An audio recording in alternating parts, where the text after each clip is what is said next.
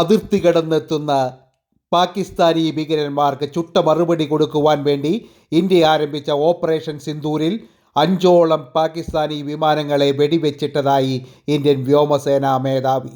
എന്നാൽ തങ്ങൾക്ക് വിമാനങ്ങൾ ഒന്നും തന്നെ നഷ്ടപ്പെട്ടിട്ടില്ല എന്നാണ് പാകിസ്ഥാൻ പ്രഖ്യാപിച്ചിട്ടുള്ളത്. അതിനിടയിൽ ഓപ്പറേഷൻ സിന്ദൂർ നിർത്തിച്ചത് ഇന്ത്യയും പാകിസ്ഥാനും തമ്മിലുള്ള ആക്രമണങ്ങൾ അവസാനിപ്പിച്ചത് ട്രംപാണെന്ന് വീമ്പിളക്കിക്കൊണ്ട് ട്രംപ് വീണ്ടും രംഗത്തെത്തിയിട്ടുണ്ട്. ട്രംപിൻ്റെ ഈ വീമ്പിളക്കൽ ഇന്ത്യ സമ്മതിച്ചു കൊടുത്തിട്ടില്ല.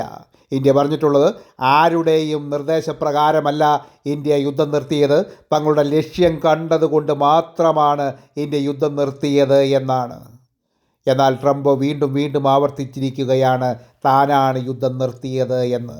പാകിസ്ഥാൻ ഇത് സമ്മതിച്ചു കൊടുക്കുക മാത്രമല്ല, യുദ്ധം നിർത്തിയതിന് അമേരിക്കൻ പ്രസിഡന്റ് ഡൊണാൾഡ് ട്രംപിന് നൊബേൽ സമ്മാനം, സമാധാനത്തിനുള്ള നൊബേൽ സമ്മാനം കൊടുക്കണമെന്നും ഇവർ ശുപാർശ ചെയ്തു.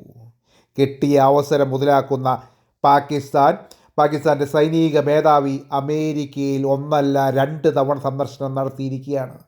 ഇപ്പോൾ അദ്ദേഹം മറ്റൊരു വീമ്പും കൂടി ഇളക്കിയിരിക്കുകയാണ്. പാകിസ്ഥാനിലേക്ക് ഒഴുകുന്ന സിന്ധു നദിയുടെ പ്രവാഹം തടസ്സപ്പെടുത്തുന്ന ഡാമുകൾ ഇന്ത്യ നിർമ്മിച്ചാൽ 10ഓളം മിസൈലുകൾ വിട്ട് ഇന്ത്യയുടെ ഡാമിനെ തകർക്കുമെന്നാണ് പാകിസ്ഥാൻ്റെ സർവ്വസൈനാധിപനായ ആസിഫ് മുനീർ പ്രസ്താവിച്ചിട്ടുള്ളത്.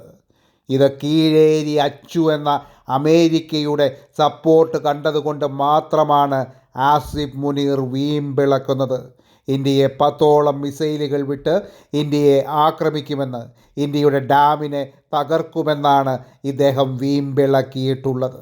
പാകിസ്ഥാന് ഓപ്പറേഷൻ സിന്ദൂരിൽ കിട്ടിയതൊന്നും പോരേ എന്നാണ് ഇന്ത്യക്കാരുടെ ചോദ്യം. എന്തായാലും ഇന്ത്യയും ഉറച്ചു തന്നെയാണ് പാകിസ്ഥാനിലേക്ക് ഒഴുകുന്ന നദിയിലെ ജലം തിരിച്ചുവിട്ട് രാജസ്ഥാനിലെ താർ മരുഭൂമിയിൽ ജലസേചനത്തിന് ഉപയോഗിക്കുക എന്നതാണ് ഇന്ത്യയുടെ ലക്ഷ്യം. അത് തകർക്കുമെന്നാണ് പാകിസ്ഥാൻ പലകുറി പറഞ്ഞിട്ടുള്ളത്. ഇപ്പോൾ അവരുടെ കൂട്ടത്തിൽ ട്രംപുമുണ്ട്.